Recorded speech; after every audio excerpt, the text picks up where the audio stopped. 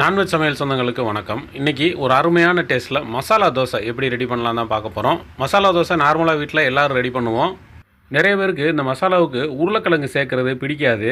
அதனால் மசாலா தோசையவே தவிர்த்துருவாங்க. அதுக்காகவே இன்றைக்கி நம்ம உருளைக்கிழங்கு சேர்க்காமல் ஒரு டிஃப்ரெண்ட்டான டேஸ்ட்டில் நல்ல காரசாரமாக ஒரு மசாலா ரெடி பண்ண போகிறோம். கண்டிப்பாக ட்ரை பண்ணி பாருங்கள். இது ஒரு செம்மையான டேஸ்ட்டாக இருக்கும். இப்போ அதுக்கு ஒரு கடாய் எடுத்து அடுப்பில் வச்சுட்டு அதில் ஒரு 2 டேபிள் ஸ்பூன் அளவுக்கு மட்டும் சமையல் எண்ணெய் சேர்த்துக்குருவோம். எண்ணெய் சூடான உடனே இதில் 1 டீஸ்பூன் அளவுக்கு சோம்பு சேர்த்துக்குறோம். சோம்பு நல்லா பொரிஞ்சு வரட்டும். அடுத்ததாக 1 டீஸ்பூன் இஞ்சி பூண்டு பேஸ்ட்டை சேர்த்து இந்த எண்ணெயிலே நல்லா வதக்கி விட்டுறலாம். ஒரு நிமிஷம் மட்டும் நல்லா வதங்கி வரட்டும். அடுத்ததாக இந்த இடத்துல ஒரு 50 கிராம் பெரிய வெங்காயத்தை நல்லா நைஸாக அரைச்சி வச்சுருக்குறோம். அதை அப்படியே உள்ளே சேர்த்துக்கலாம். சேர்த்துட்டு கலந்து விட்டுருவோம். கொஞ்சம் வெங்காயத்தை இந்த மாதிரி நம்ம பேஸ்ட்டை அரைச்சி சேர்க்கும் போது நமக்கு அந்த கிரேவி நல்லா கிடைக்கும். இப்போ அடுத்ததாக ஒரு 100 கிராம் அளவுக்கு வெங்காயத்தை பொடிசாக வெட்டி வச்சுருக்குறோம். அதையும் உள்ளே சேர்த்துக்கலாம். மசாலா தோசைக்கு வெங்காயம் முழுசாக இருக்கிறது ரொம்ப நல்லாயிருக்கும் சாப்பிடும்போது. இப்போ இந்த மசாலாவுக்கு தேவையான உப்பு ஒரு 1/2 டீஸ்பூன் மட்டும் சேர்த்துக்குருவோம். இப்போ ஒரு கொத்து கருவேப்பிலை உருவி உள்ளே சேர்த்துட்டு அப்படியே கலந்து விட்ருவோம். நமக்கு வெங்காயம் லேசாக ஒரு கண்ணாடி பதத்துக்கு வரட்டும்.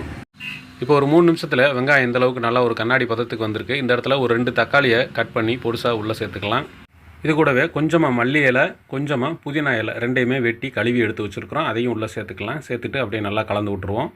வெங்காயம் தக்காளியும் நல்லா வதங்கி வந்துருச்சு. இந்த இடத்துல இதுக்கு தேவையான மசாலா பொடிகளை சேர்த்துடலாம். ஒரு 1/4 டீஸ்பூன் அளவுக்கு மஞ்சள் தூள், 1 டீஸ்பூன் சாம்பார் பொடி, 1/2 டீஸ்பூன் குழம்பு மிளகாய் பொடி, இது எல்லாத்தையுமே சேர்த்துக்கிறோம். இதுக்கு இன்றைக்கி நம்ம மசாலா இவ்வளவு தான்.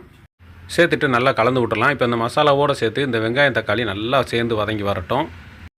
அடுத்ததாக ஒரு சின்ன மிக்ஸி ஜார் எடுத்துகிட்டு அதில் ஒரே ஒரு சில்லு தேங்காயை வெட்டி வச்சுருக்கணும். அதை உள்ளே சேர்த்துக்கலாம். இது கூடவே 1 டேபிள் ஸ்பூன் பொட்டுக்கடலை உள்ளே சேர்த்துக்குவோம். இது கூட ஒரு 1/2 டீஸ்பூன் கசகசாயமே உள்ளே சேர்த்துக்குறோம். சேர்த்துட்டு கொஞ்சமாக தண்ணி சேர்த்து இதை நல்லா ஒரு பேஸ்ட்டாக அரைச்சி எடுத்துகிட்டு வந்துடலாம். இப்போ அரைச்சி எடுத்துகிட்டு வந்த பேஸ்ட்டை ஏற்கனவே வதங்கிட்டு இருக்கிற வெங்காயம் தக்காளியோட சேர்த்துடலாம். சேர்த்து கலந்து விட்டுட்டு இந்த ஜாரை கழுவி ஒரு 100 ml மட்டும் தண்ணி இதில் சேர்த்துக்குருவோம். இப்போ இதை மூடி மீடியம் ஃப்ளேமில் வச்சு ஒரு 5 நிமிஷத்துக்கு அப்படியே வேக விடுவோம். நமக்கு இந்த கிரேவி நல்லா திக்காகி வரும். இப்போ நமக்கு ஒரு 5 நிமிஷத்துலேயே அந்த கிரேவி பார்த்திங்கன்னா நல்லா திக்காகி வந்திருக்கு. இந்தளவுக்கு ஒரு திக்கான பக்குவத்திற்கு இருந்தால் தான் நமக்கு அந்த தோசையில் தடவும் போது மசாலா ஒன்று போல் ஸ்ப்ரெட் ஆகும். இப்போ இந்தளவுக்கு ரெடியான உடனே இப்போ ஸ்டவ்வை ஆஃப் பண்ணிடலாம். அடுத்ததாக அடுப்பில் ஒரு தாளிப்பு கரண்டியை வச்சுட்டு அதில் 1 டேபிள் ஸ்பூன் சமையல் எண்ணெய் சேர்த்துக்கிறோம். எண்ணெய் சேர்த்து எண்ணெய் நல்லா சூடாகி வரட்டும். இப்போ இதில் ஒரு 1/4 டீஸ்பூன் பெருங்காயத்தூள், 1/2 டீஸ்பூன் அளவுக்கு தனி மிளகாத்தூள், இது ரெண்டையுமே சேர்த்து அப்படியே லைட்டாக பொரிய விட்டுட்டு ஸ்டவ்வை ஆஃப் பண்ணிடலாம். ரொம்ப அதிக சூடு இருந்தது அப்படின்னா இது கரியிரும். அதனால் ஸ்டவ்வை ஆஃப் பண்ணிவிட்டு இதை அப்படியே கொண்டு வந்து நம்ம ஏற்கனவே ரெடி பண்ணி வச்சுருக்கிற அந்த கிரேவியில் அப்படியே சேர்த்துடலாம். சேர்த்துட்டு நல்லா கலந்து விட்டுட்டோம் அப்படின்னா நமக்கு மசாலா தோசை நல்ல கலராக கிடைக்கும். இப்போ அவ்வளோதாங்க, நமக்கு மசாலா தோசைக்கான மசாலா சூப்பராக ரெடி ஆயிடுச்சு. அடுத்து தோசை எப்படி போடலான்னு பார்ப்போம். அடுப்பில் எப்பவும் பழகின தோசைக்கல் ஒரு இரும்பு கல்லை எடுத்து வச்சுட்டு கொஞ்சமாக தண்ணி தெளிச்சுக்கிறோம். தண்ணி தெளிச்சுட்டு ஒரு துணியை வச்சு நல்லா தொடச்சி விட்டுறலாம். இப்போ நம்ம ஏற்கனவே வீட்டில் தோசை மாவு ரெடி பண்ணி வச்சுருக்கிறோம். அந்த புளிச்ச மாவை தான் ஒரு கரண்டி எடுத்து அப்படியே ஊற்றிட்டு ரவுண்டாக தேய்க்க ஆரம்பிச்சிடலாம். நல்லா நைஸாக ஒன்று போல் வரும். அடுப்பை மாவு ஊற்றும் போது லோ ஃப்ளேமில் வச்சுக்கோங்க. தோசைக்கல் ஓவராக சூடாகிருச்சு அப்படின்னா மாவு உருள ஆரம்பிச்சிடும். அதனால் அடுப்போட சூட்டை கம்மி பண்ணிவிட்டு அதுக்கப்புறமா தான் இந்த மாவு ஊற்ற ஆரம்பிக்கணும். இப்போ ஊற்றிட்டு மேலே ஒரே 1 டீஸ்பூன் அளவுக்கு மட்டும் லைட்டாக எண்ணெயை சேர்த்துக்கலாம்.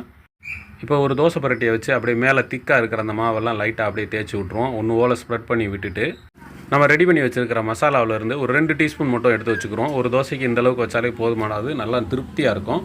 இப்போ அந்த மசாலா எல்லாத்தையுமே அப்படியே அந்த தோசையில் நல்லா தடவி விட்டுறலாம்.